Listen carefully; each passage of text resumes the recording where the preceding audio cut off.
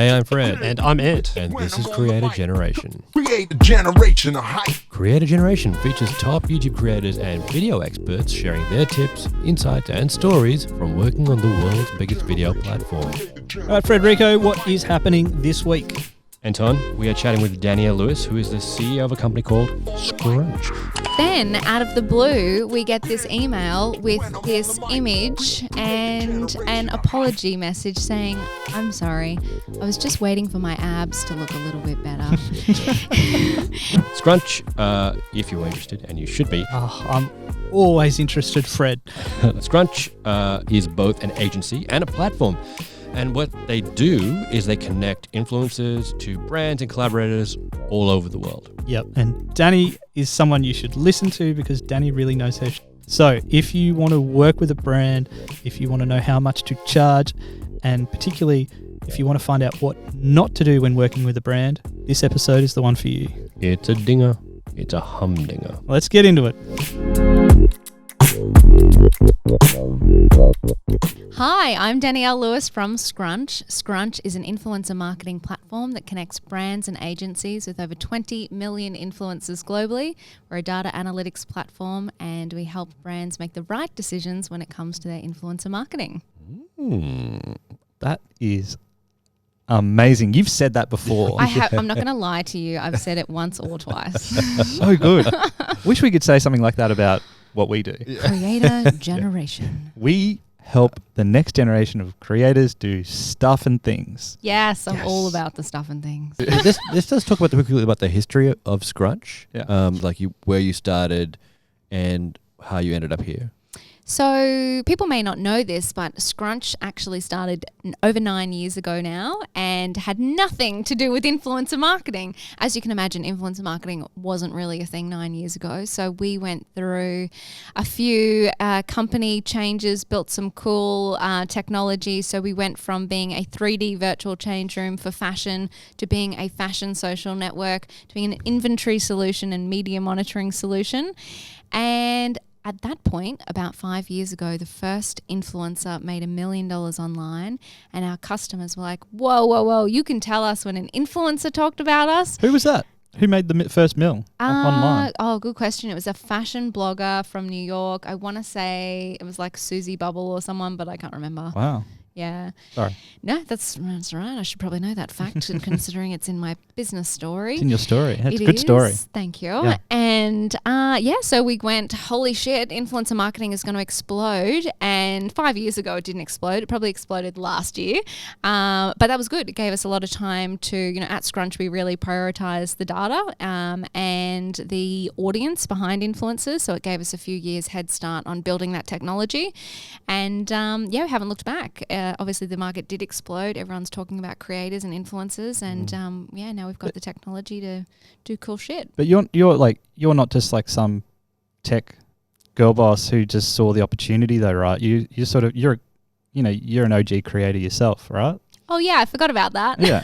Well, it's really funny, right? So I have had a blog for the last 10 years, and obviously 10 years ago. You still keep it up? No, not really. It's going to resurface, but it hasn't had much love lately. Scrunch has stolen the show, but it's been biding its time and been marinating on what the future of that blog looks like. So expect big things to be resurfacing. You heard it here first. Boom. And so it's really interesting how we started dabbling in all of these different fields that had nothing to do with creators, nothing to do with blogs, but on the side I always had that going. So it's really kind of nice that it came full circle and we built something that was of service to both creators and the brands that they work with, because obviously there's been an underlying passion for this market for a long time. So Dani, you have this great intro about Scrunch, but what the hell does that mean for a creator? for a creator? That's a great question, because a lot of the focus gets put on brands and agencies and are they making the right decision? But a creator has this amazing opportunity to be building a business of influence for themselves. So the way we work with creators is really as, I guess, an educational partner to help them understand what they can be doing to stand out from the pack. I think I said we've got 20 million influencers on the platform. So, it is difficult to stand out in that group these days. So helping them understand what is best practice, what is ordinary practice, how to value themselves, and all of those little tips and tricks to make their lives working with brands and building their profile a lot easier. And you work with creators across all different types of platforms, right? It's not just YouTube creators or Instagrammers. Yeah, we work with anyone and everyone, and that's kind of why I love influencer marketing as a category, because there's no one channel, there's no one niche. It works across so many different marketing tactics as well. So we've worked with finance bloggers, we work with people who solely have a blog, people who are celebrity status, Instagrammers, YouTubers, Facebookers, Twitterers, all of the above. Awesome. Speaking of creators who work with you, we work with a whole range of different creators, big and small. Who can work with agencies like you? Can they be a small creator? Can they be a big creator? How do they approach not just the brands, but how do they approach a Scrunch? Yeah, and look, we get people approach us all the time as well. When you approach, I guess, an agency like Scrunch, you tend not to know all of the clients that they work with. So a great way to approach it is a little bit more generic. So making sure you're connecting with the human, with the Dani at the other end of the email or whoever, and articulating who would be right for you. So, hey, I know you guys work with these key brands. My audience profile looks like this. I create content that looks like this. I would love to be considered for some of your future opportunities. And we do. So people that write amazing emails like that get on our radar because, yes, there's 20 million influencers on the Scrunch platform, but we don't know all of them. So we don't want to miss amazing content creators. So if they get on our radar, we actually have a Slack channel where we have, hey, this person's amazing, looking for collabs, and we try and get them onto future campaigns where it's relevant. I always say from our point of view is the brand always has the final say. So we don't always get to work with the people that we want to work with and would love to work with. But if they're on our radar, we can be putting them forward where it's relevant. I do want to know a couple of things. One is what does a great creator look like for you? Like just whether that's Scrunch or personally, what do you think makes a great creator? Oh, what a philosophical question. Well, for me, the biggest thing is I'm running a business. So my business relies on people who are reliable, people that have pride in their work, people that produce amazing work, and do what they say they're going to do. So a great creator for me comes with the lens that I make promises to brands, and not just any brand. We work with the top tier brands in the world, and when I make a promise to them, I want to make sure that I'm working with people who will help me uphold that promise. So a great creator is somebody that has that business professionalism and does what they say they're going to do. What sort of types of opportunities exist for this creator generation now to work with brands? Yeah, well, I think the really exciting thing is that you can make it whatever you want it to be. So there is the potential to make millions of dollars and be a super high profile influencer that's created this business, that's created products, that's created a personal brand and a personal profile. But if you want, it can just be as small as a hobby, getting free product and, creating amazing content. You can kind of do with it what you will. That's super cool. I like that idea. Yeah, great. So, yeah. It's kind of giving people the opportunity to design a life that they are excited about. When I was at uni 10 years ago, showing my age, social media wasn't even a thing. We didn't even learn about it. And now university students that we're presenting to are talking about being an influencer as a career path. So that's pretty cool that you can actually design a career for yourself and a life for yourself through social media. That sounds pretty easy then. Like you can just design if you want millions of dollars, you can go after that. If you want to just do it as a hobby,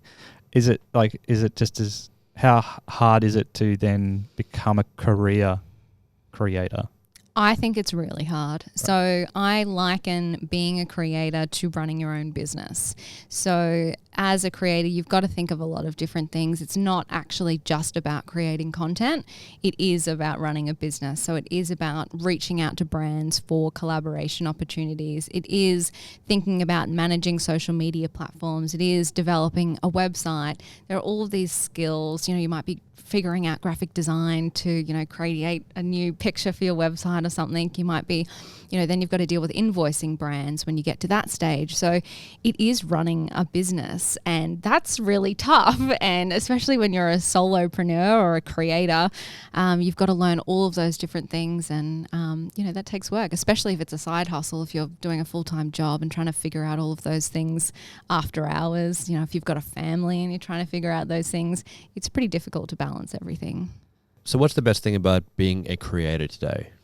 So I think the best thing about being a creator today is really the fact that the world is your oyster. You can literally choose to create it how you want to create it. You can pick any kind of random topic. The more niche, the better. You can pick any kind of channel. There's so many channels that are seeing success these days. You can do it as a hobby. You can do it as a full-time gig. You can, try and move towards that celebrity status. And education and actually how to become a creator is everywhere. You can Google how to create a YouTube video. You can Google how to create a podcast setup. You can, all of that information that you need to actually build a business of influence is out there. 10 years ago, that information was really hard to come by. People were making it up as they went along. And, if you want to do something today, yes, it's more crowded, but if you do it well and you pick a creative niche, there's huge opportunity. You guys work with tons of different types of creators. Where does that tipping point where someone can look at it and go, you know what, I can actually go from creating stuff that I'm passionate about and interested in, maybe I can make some money here working, let's say with brands, how can I make money? What's a tipping point to working with a brand? Yeah, and I think that's changing all the time depending on the brands that you want to work with, what their appetite is, and I guess your creativity. So we see some creators who have a very, very small following but are super talented actually make more money than people with more followers because they're a little bit more creative and they say, I'm actually going to replace a creative team for a brand. I'm going to be the photographer, the model. I'm regularly traveling to these amazing places. That's actually saving a brand thousands of dollars in models, in photographers, in post-production, in venue hire.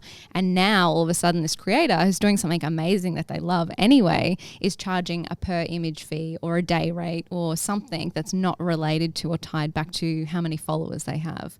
I think that's sort of a way to start looking at things differently to monetize your influence or your creator stuff.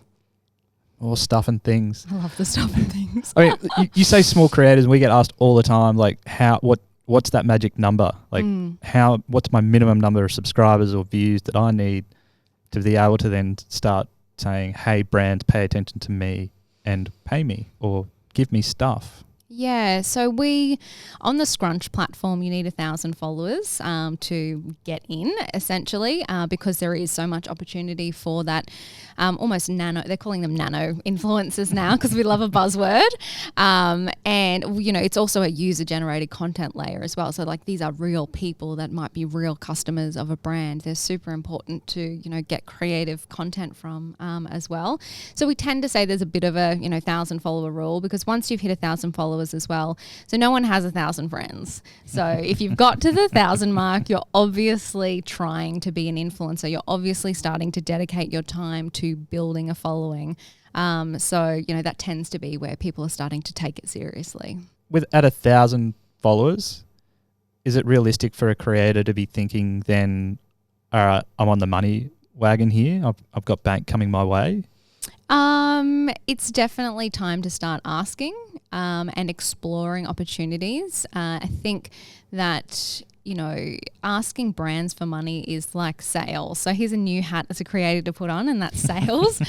And you don't always get the first sale, and it's about experimenting and understanding what you need to say to a brand to get them excited, what value you actually offer, and what they find important to make sure that you're kind of learning those skills as you go.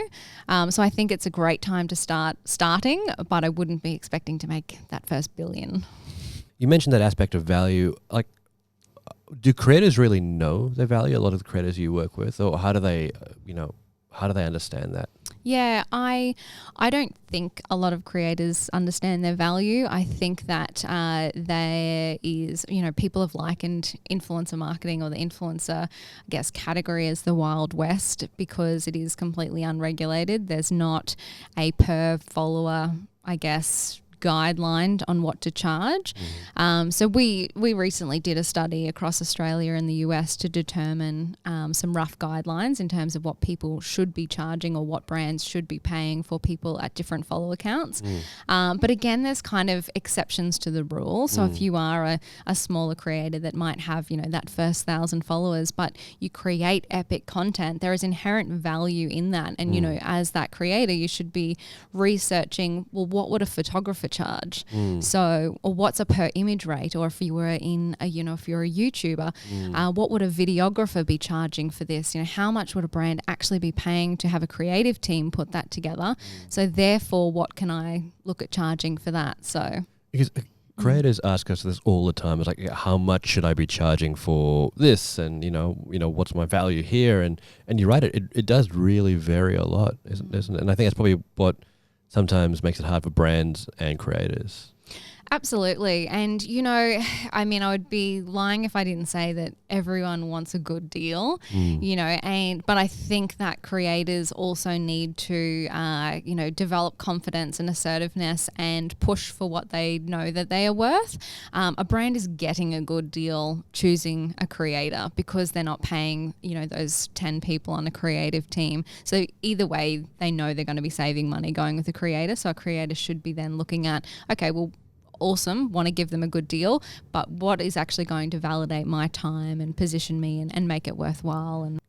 And do you think that creators typically undercharge for what they're worth? I think that it's actually both ends of the spectrum because the other thing that we deal with as well is talent managers. So what we tend to find is creators who undercharge when they're first starting out and potentially do themselves a disservice.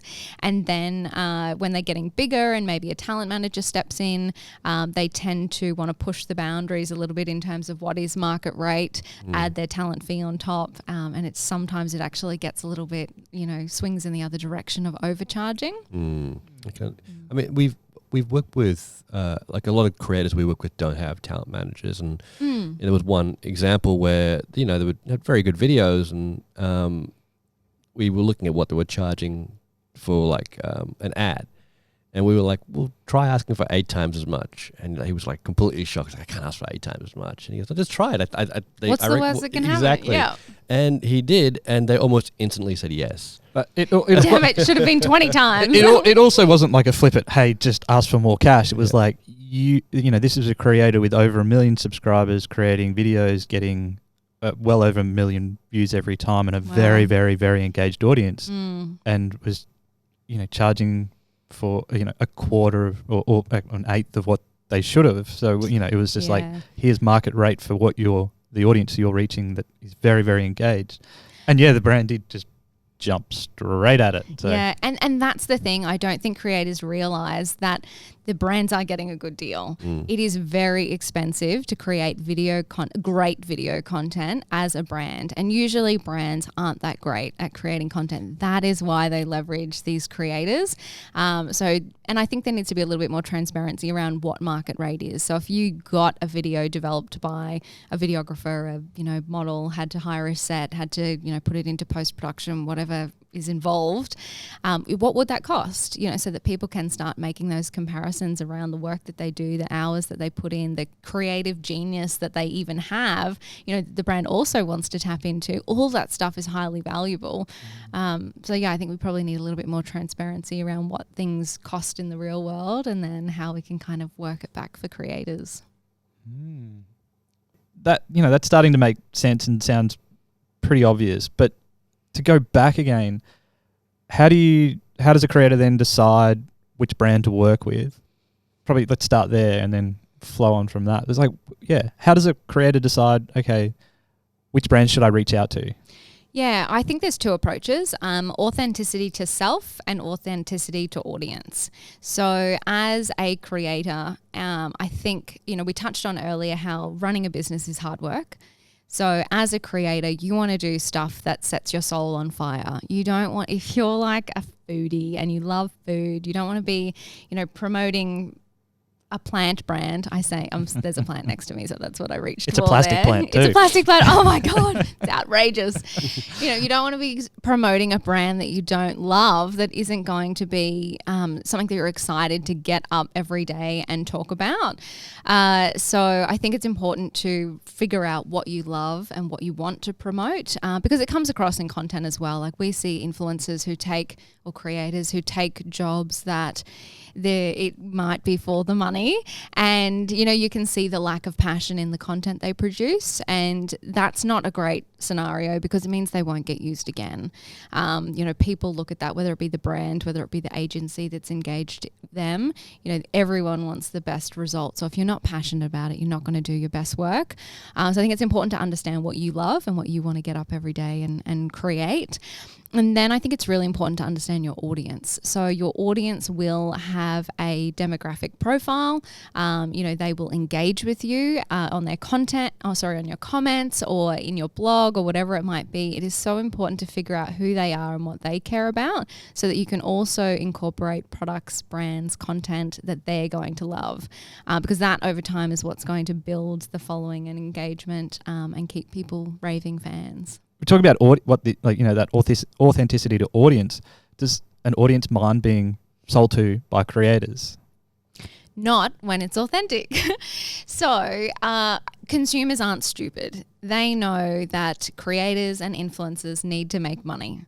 And they know that they do that through brand collaborations. So when an influencer or a creator creates a piece of content that is aligned to a brand, they don't mind. They do mind though when it's out of place. So if it looks weird in their feed, if it's something that they never usually talk about, any of those things, consumers bullshit radar. Are we allowed to swear on this podcast? Yeah. Shit, yeah. Glad I cleared that up. They pick that up. They can smell it a mile off. Yeah. And so if it is authentic, if it's relevant to the audience, and if the creator genuinely loves it, they don't care. Do you have any examples or any stories about a creator that did something that was inauthentic and it had a bit of a backlash? Yeah, well, there are plenty of examples, and we have a name for this group of content creators that I will not mention. But when you see an Instagram feed that is product placement, that is now one of the key measures of influencer selection for brands. So influencers or creators get manually vetted on how many products they're promoting versus how many organic posts they have. So that actually rules creators out before they even get a look in the campaign. So if you're doing that and not putting a focus on organic content creation that is just designed for you and your audience, you'll be cutting yourself out of work before you even start. Interesting. Mm-hmm. So is there have you guys got any guidelines on how many brands that a creator should be working with? Too many, too little? Probably too many? Yeah, no, I guess there's no hard and fast rule, and it also depends on how much content you post. So if you only post a couple of times a week, you don't want to be working with a couple of brands a week. You know, you may be only wanting to work with a couple of brands a month, because that's going to fit in really authentically with the content that you put out there. If you're producing content every day, if you're, live on stories every day, if you're pushing out a ton of content, you can work with more brands, because it makes sense, because you're talking more and more about your day and what you're doing, and it's easier to slot them in and have it feel authentic. So then we tend to say, you can work with a brand a week, and that's not a problem. So to approach a brand, what does a creator need to know about themselves and about the brand? And what do they need to do to approach a brand? Yeah, so the biggest thing they need to know is who their audience is, both themselves and the brand, because if there's no alignment, there's no way a brand is going to say yes. I guess the caveat to that is if it was only content creation, if you just created beautiful content and you wanted to sell a bank of content to a brand, that might be a different story. But if you want to be a brand ambassador, if you want a sponsored post, if you want to create a sponsored video, you need to understand your audience, and it needs to be the same audience as the brand. It needs to be relevant. So having that data on your own audience is super critical. And having that data on the brand's audience is super critical as well. And you can... How do you figure out a brand's audience though? Like, I'm a creator, I don't know anything about, they're not going to give me their metrics. No, they're not going to give you your metrics, but you can make some assumptions. So if you are approaching a lipstick brand, you can look at a brand's advertising, you can look at a brand's social media feed and look at the types of people that they currently work with, look at the types of models they use in their advertising campaign, and make a rough selection on what type of customer they're trying to target. And if you are a guy that talks about food every day, you probably don't want to approach that lipstick brand. You probably don't have females aged 25 to 34 in your demographic. So you can make some assumptions as a creator by looking at their content and looking at the other influencers or other creators that they're already working with. And when it comes to brands, how do they try and figure out who to work with? What is their sort of matrix of okay, I'm going to work with this creator, or this one's going to be better for me than this one? Because, we see a lot of brands put a lot of content with creators that sometimes doesn't seem to fit, especially when you look at gaming and that kind of thing. It seems odd where they're placing their ads. Yeah, and I think that the market is still fairly immature. I know that, we've been talking about influencer marketing for a few years, but there are still brands that are completely dabbling in it and just working with anyone and everyone and trying to figure it out. The biggest thing that we're seeing and the biggest move in the industry is this audience understanding. So really, as a brand, figuring out who they're trying to target and making sure that the influencers align to that target first. That's a very romantic way of looking at content creation and creativity, but that's kind of the first make or break. So does that creator have the audience that we're looking to reach? If they do, then they start going into, okay, cool. What does their content look like? Are they the right image for our brand? What have they posted? Who else have they worked with? Do they swear? Do they drink a lot on their feed? All then the sort of more soft objective things. But if you don't have the right data, brands are starting to err away from the get-go.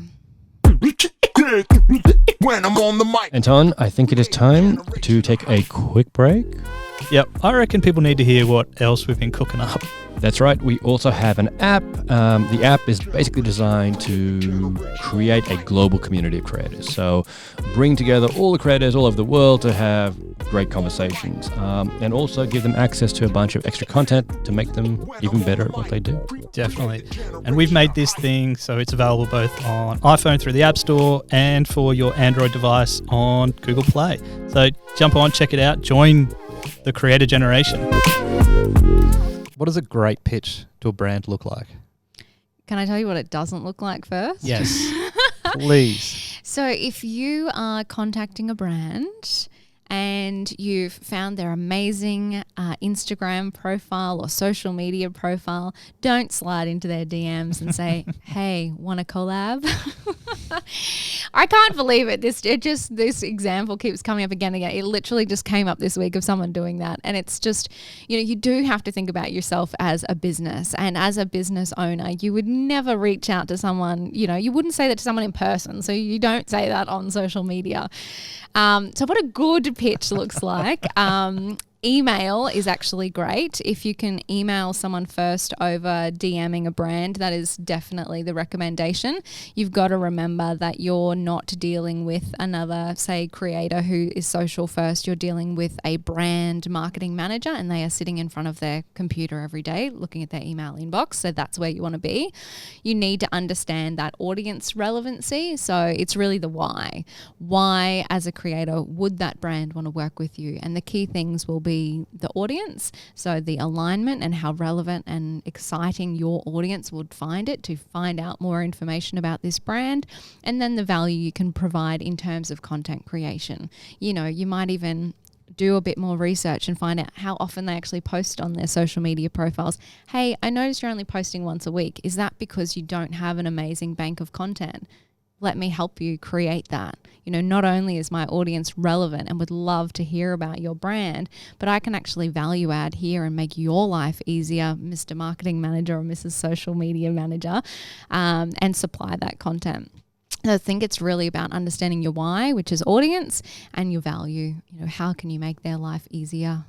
And I think we've got to remember that, it's a human on the other end of that email address, and they do get approached by so many people, and in fact, it's actually not hard to stand out because they're getting so many of the wrong kind of emails, so many copy and paste, so many give me free this, give me free that. So actually, if you just take that time to connect with another human being, that is actually so powerful, and it's not rocket science. And I think almost everyone intrinsically knows how to connect. They know how to talk. Most people know how to talk to someone. But when it comes to approaching brands, they tend to go in reverse. It's funny, or they'll go the opposite way, and they'll be so impassioned. I think I received an 8-page email. And I was like, oh my God. And I felt bad because the person was clearly, very passionate about this brand, but it was a little bit too much. It's, I guess, a lot of creators are, I guess, confused about the way to do that. So,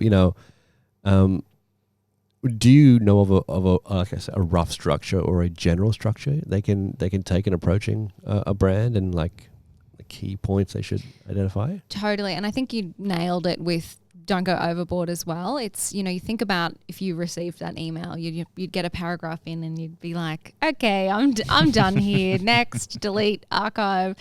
Even if they were excited, it's because you're encroaching in somebody else's time. So if you can keep it super succinct to 3 key points, this is why. So we both have the same audience. I think that they would be really excited to hear from you. I know who your audience is. Here's a fact, and a fact about my data and my audience straight away up front, so they know, I really should read on, I really should listen to what this influencer says. And then the value, so what you actually want to do, what you can envision creating, and then an open invitation to connect. Love to hear from you, love to jump on the call anytime, because we do have to remember that people still use the phone, and sometimes talking out a creative idea can be a little bit more valuable.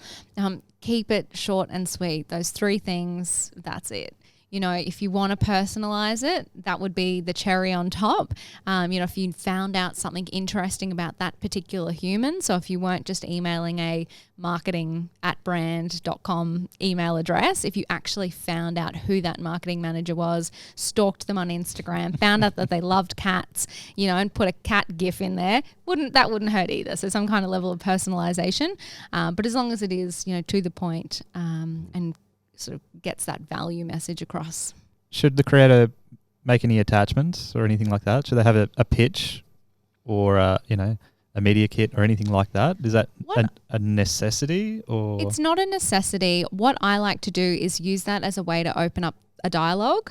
So I've actually got a media kit. Would you like me to send that to you? And that actually invites the brand to reply and show their interest. And it just gives you another reason to email them. If you kind of show all your cards up front, they could kind of, they might not reply because now they have all of the information. And even if they're excited and interested to work with you, there was no reason for them to ask for more information. You kind of gave them everything. So I like to just hold that back and ask them if they're interested enough to receive it. So then you can send that back and, oh, great, gauge their interest, ask them another question. Use that second email of sending them the attachment to ask another question. Oh, is content creation or is influencer marketing or is whatever your offering something of interest to you right now? Just use that as a way to kind of keep the conversation going. That's a great tip. What about asking for money? Like putting your price? You put that in up front? I never do that up front. That's nice to sneak that on your media kit or that pitch. And at that stage, if you are feeling uncomfortable about it, you could say something like, these are our standard rates. However, because you're a brand that we're really excited to work with, we'd love to chat with you about what you've actually got going on, where your budget's at the moment, and what we can create together. What about, you're talking, stay on money. What about free stuff? Is that useful and valuable for a creator to get free stuff, or are they selling themselves short with their value? Yeah, and the answer is kind of both. So it depends on your personal values as a creator. If there are things that you need, to enhance your life as a creator, like technology products, sometimes and because they're high value, sometimes receiving them is actually fantastic. And if it's a brand that you want to work with, it's a brand that you actually want to buy their products but might not be in a stage in your career where you can afford to, that kind of contra relationship can be really good. If it's, very low value, skinny tea brands, not that I have anything against them, but maybe you want to think about whether just receiving those things is really enhancing your life as a creator, if it's adding any value to the people that you're posting to, or if, maybe you should just hold off for a little bit longer. A brand's looking for people who have already worked with a brand before for some sort of security blanket? Not necessarily. So as a brand, you would look more for the relationship. So receiving free product and doing an amazing job and building a relationship with a marketing manager is valuable and can lead to long-term benefits. If it was a brand new brand that you were reaching out to, having runs on the board with other brands isn't as important. But, does come back to, you're building a business. We're talking to other humans here. If you can do anything in those early days to create value and show that relationship, that will pay off in the long run. We've seen influencers go from receiving a free product to being paid to moving to longer term ambassadorships. So it does happen. Yep. I mean, we see it all the time. Creators are just stoked that a brand is reaching out and they're like, awesome, they want to give me this free thing that is worth $5, and they're like, just for a shout out. And it's like, well, think about the value that is creating for you, but also for your brand. And is it really there? Is it actually there? Is your time worth $5? Is that how you value yourself? And is that engagement, like with you telling your audience that, worth their time as well and their attention?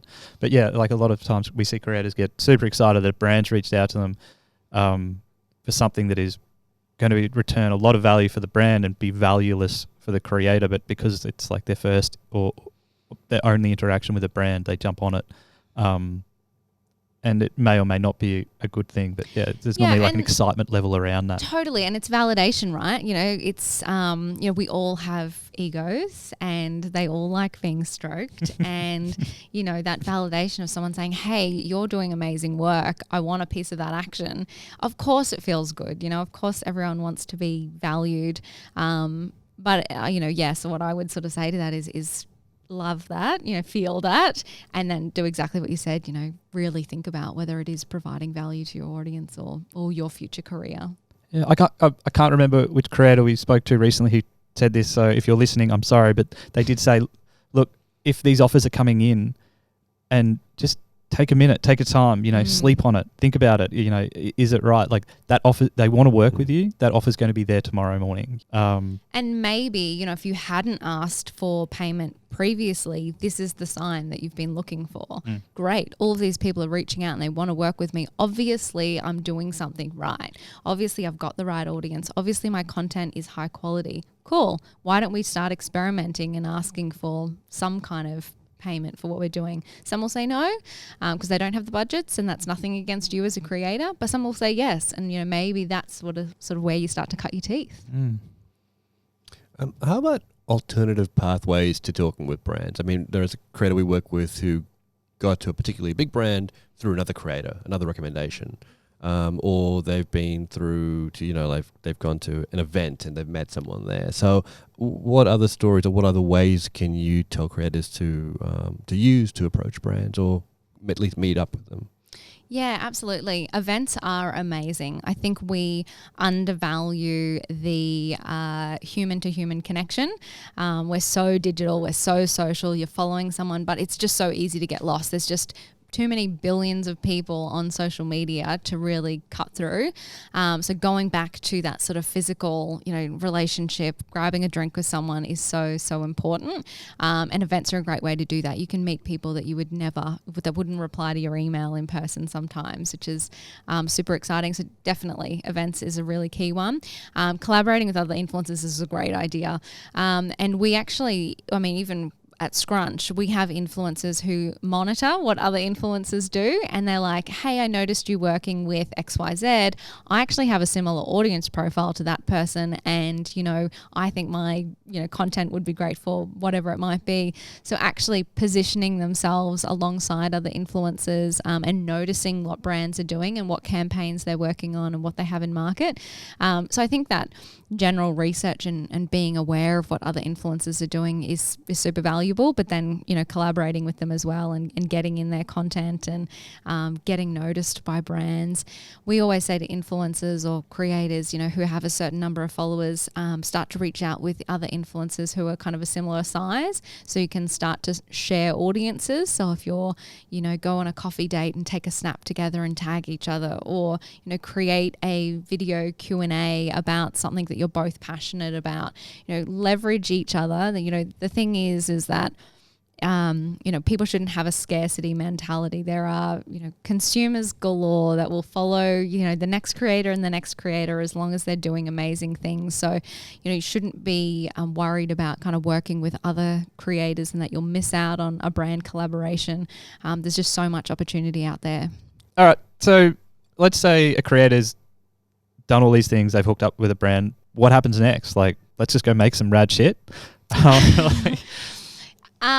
There are a few steps in between. What's the best way to go about it? Because there's probably a bunch of ways that people go about it, but what's the best way a creator can go about taking that next step once a brand is keen to be involved with them? Totally. So depends again on the maturity of the brand and where they're sort of at in their life cycle of working with creators as well. So if a brand has done it before, they will likely create a brief for a creator to kind of work to.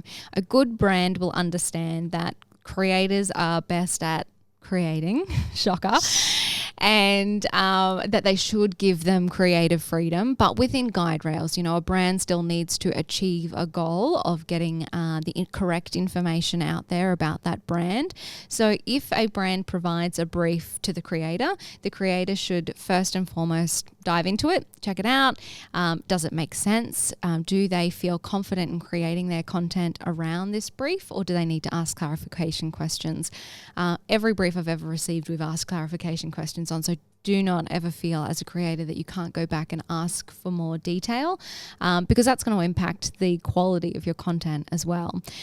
If the brand doesn't provide you a brief, I always tell the creator to create one. Obviously Scrunch, that's our job. We come in the middle and do that. But, if I'm giving advice to a creator, it's always to make sure that you design that brief in collaboration with the brand. The situation that you don't want to get into as a creator is just making it up and creating a piece of content that you think is awesome, only to send that to the brand and for them to be disappointed. And disappointed because it's not your fault. If you didn't have a brief, you're just kind of winging it and being creative. And, you know, you never know what's in other people's heads. So I always say as a creator, get down, you know, dot points. What are some do's? What are some don'ts? You know, what are key points that I've got to get across in my content to make sure that everyone is on the same page before a creator does anything. You know, it is an investment in a creator's time to create video, to create still, to create anything. You don't want to be creating without kind of having some lens or guide rails on what it is that you're supposed to be doing. So that's totally step one. Have you got any, like you sort of alluded to it, have you got any stories where that's happened? Where about 100. Right. Oh, look, it's just a common thread. And that's why we're so strict about it at Scrunch, is because we have briefs that are signed off by brands who then receive content back that is on brief that have not thought about particular things. And they go, oh, actually, that wine glass cannot be in the shot. And, you know, in an image, things are easy to Photoshop out and it's not that dramatic. It is, you know, an investment in people's time to fix those things. But if you can get into a situation where you know all of those details and expectations up front, it just saves everyone so much time and creates an amazing experience for both creator and brand. And when it's video, it is very hard to edit things out, and it means reshoots. It means, you know, reorganizing venues. It's money, you know, that's on the line. So if you can avoid being in those situations, that's a much better scenario. And in these situations, when that happens, who normally loses out and gets burned? It depends on the confidence of the creator. So if they're a new sort of, dabbling in this relationship with brands, often they won't push back. So often they will go, oh crap, I've not interpreted the brief correctly, or I didn't set expectations up front, so I will just reshoot this content, and they get burnt.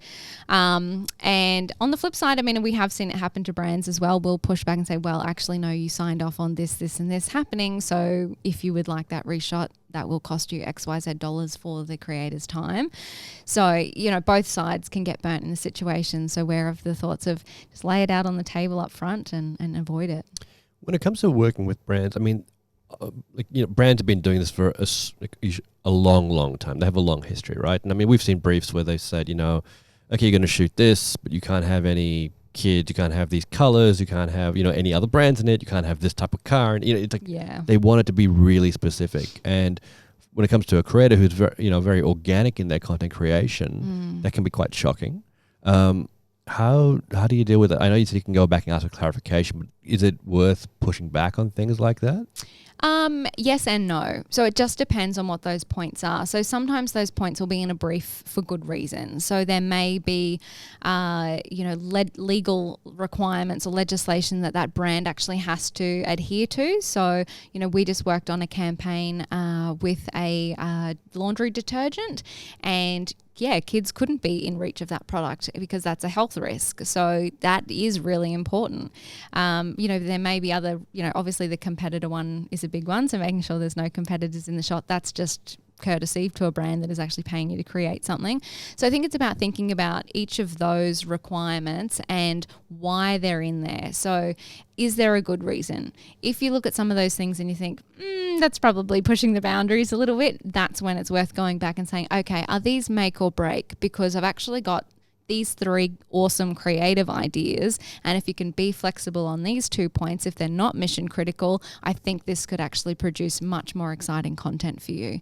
And I think that's how you frame it. You know, it's not pushing back for pushing back's sake. It's pushing back to make sure that the creative and the content is going to be awesome for the brand. All right, well, let's keep ticking along on that journey, right? So you've got the brief, well, you've got the gig, you've got the brief. What next? What's a really great experience look like with a brand working with a creator? How does that process, what does it feel like? What does it look like? Yeah, I think that's a really good question, and it kind of is that it starts all the way at the start, right? You know, we talked about what's the best way to approach a brand, what's the worst way to approach a brand, what do you do in that briefing period?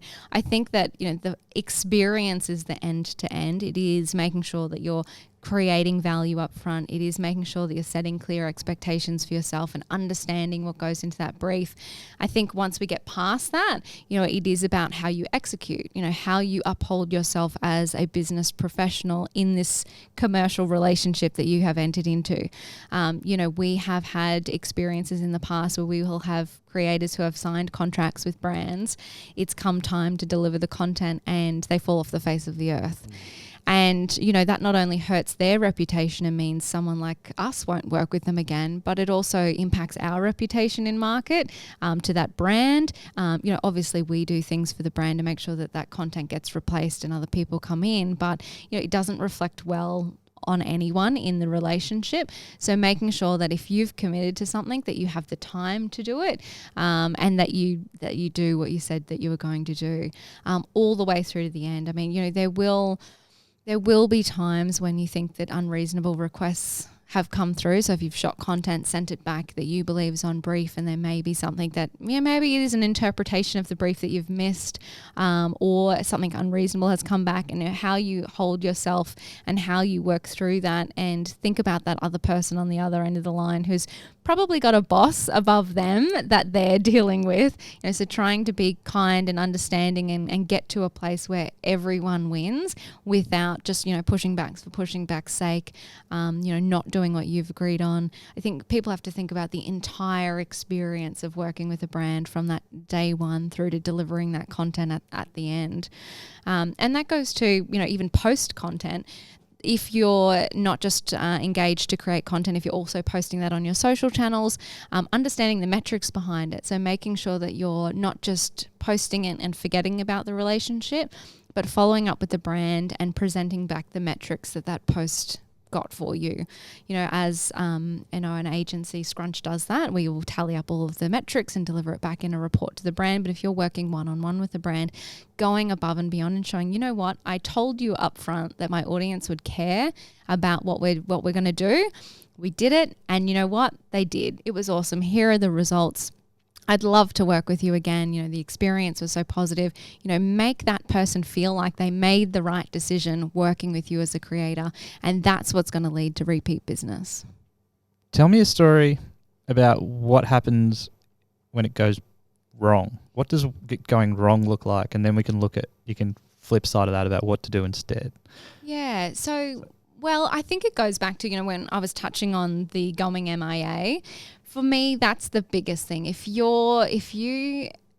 something happens in your world, and we've got to remember, this is life, right? Shit happens invariably. People get into accidents, people get sick. There's so many things that could go wrong in the world, that we can't think that things won't go wrong. So the worst thing that you can do as a creator in a business or a commercial relationship is not communicate. If you go MIA, that you're letting people down. People have deliverables. People have invested money in you. People have invested time. People have made commitments to other people inside their organization based on that decision to work with you. If you fall off the face of the earth, that is hurting your reputation. That's hurting their reputation. That's probably the worst of the worst for me. As an example, so we were working with this influencer, and it was a food campaign, and we had signed them up to create some content to post on their Instagram profile, nothing outside of the ordinary, and signed their contract, delivered them the product.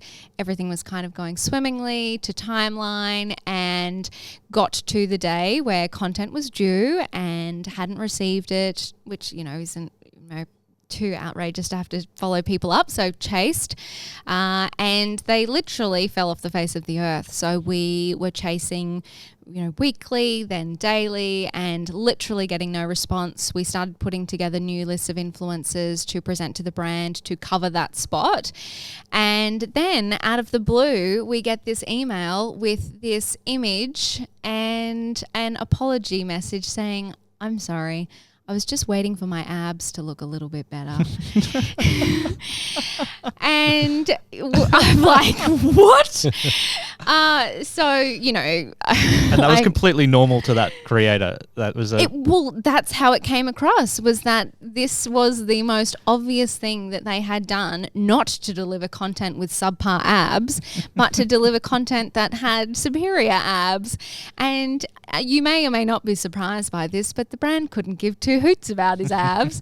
You know, obviously they just wanted the content delivered on time because they're working to different campaign deadlines, as are we.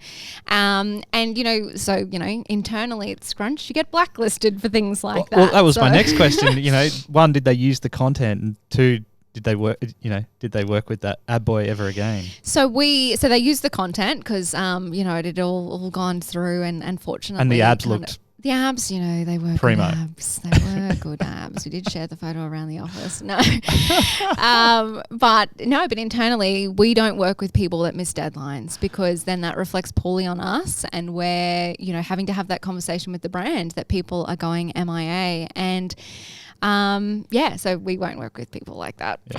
Unless they tell you why they're not going to hit the exactly. deadline. If they tell us, if that person had have said, hey guys, if they had have used a better excuse other than abs, like, hey guys, I've actually just been in a car accident and I'm not going to produce my content today, but I guarantee you it will be here. Is that going to work with you guys and the brand and their deadlines? If he had have had that conversation with us, we would have made it work. We would have just actually rejigged our schedule and put him at the back end of it, rather than going, oh shit, we're not going to make the back end, we've got to replace him, and because that costs us more money, right? So they ended up using him, but we'd also replaced it, so it had cost us more. But if we had have known that up front, we would have just gone, oh, all good, we'll just put him on the back of the posting schedule and everything will be fine. So this idea of creators, right? I think like we love working with creators, and obviously as an agency, I'd hope you'd also love working with creators. we do. What makes you love one creator more than another creator? Good question. Well, and I think 50% of the answer ties back to those sort of values that we talked about in terms of doing what they say they're going to do, that type of thing. But we love creators that are real human beings. So we live in a social world. We're obviously ourselves on, you know, Instagram all of the time. And the people that actually take the time to get to know us as people, the people that are reacting to our stories or, you know, sharing stuff with us that they think we will love because they are human beings and we are human beings. Like, we've got a girl on our team who's a runner, and she's, you know, built connections with other influencers who are just getting started on their running journey. And, you know, we tend to, you know, we're human beings, so we will tend to offer more things to people that we love and have a relationship with. And, you know, it just comes back to the fact that, you know, we are all human and we just have to bloody treat each other like that.